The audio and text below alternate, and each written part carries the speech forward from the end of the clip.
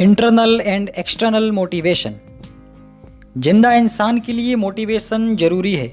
मुर्दों के लिए मोटिवेशन की कोई परिभाषा नहीं होती।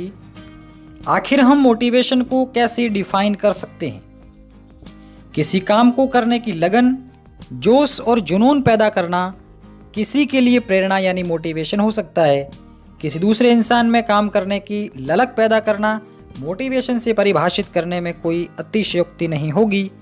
लेकिन क्या केवल दूसरों को मोटिवेट करते रहने से प्रेरणा की सही परिभाषा का आकलन किया जा सकता है?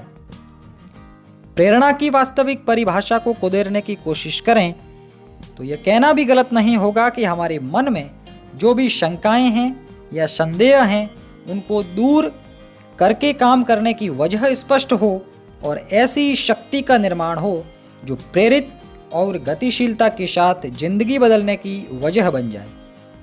हमारी जिंदगी में प्रेरणा एक प्रेरक शक्ति के रूप में काम करती है। इसलिए किसी भी काम में हम आत्मसंतुष्ट हो जाएं तो ये हमारी प्रेरणा के लिए सबसे बड़ा दुश्मन साबित हो सकती है, क्योंकि आत्मसंतुष्ट इंसान आगे किसी भी काम को करने के लिए प्रेरित नहीं होता। वो जहाँ जिस मुकाम पर होता है वहीं पर संतुष्टि का आभास करता है। अब हम प्रेरणा या मोटिवेशन को दो भागों में परिभाषित कर सकते हैं, बाहरी मोटिवेशन और आंतरिक मोटिवेशन। बाहरी मोटिवेशन हर इंसान के लिए अलग अलग हो सकता है। किसी के लिए पैसा हो सकता है, किसी के लिए समाज में इज्जत बनाए रखना, या किसी के लिए नौकरी से निकाले जाने का डर हो सकता है।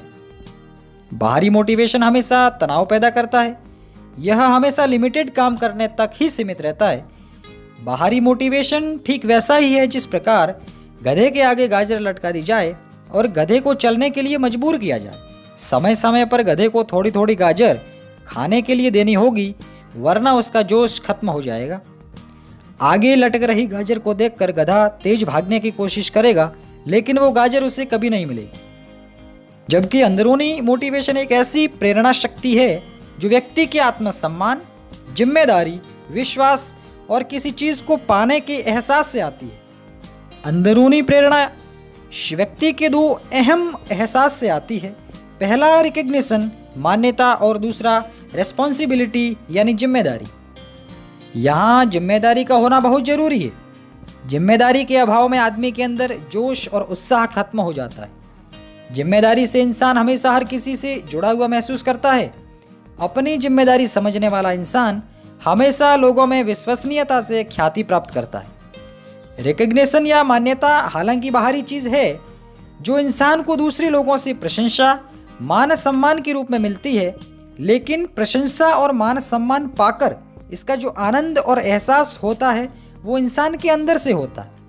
रिकग्निशन बाहर से मिलने पर खुशी अंदर से जो एहसास करवाती है, और जिम्मेदारी अपने आप में एक अंदरूनी एहसास है जो व्यक्ति को अपने खुद के प्रति इज्जत दिलवाती है और काम में अनुशासित करती है।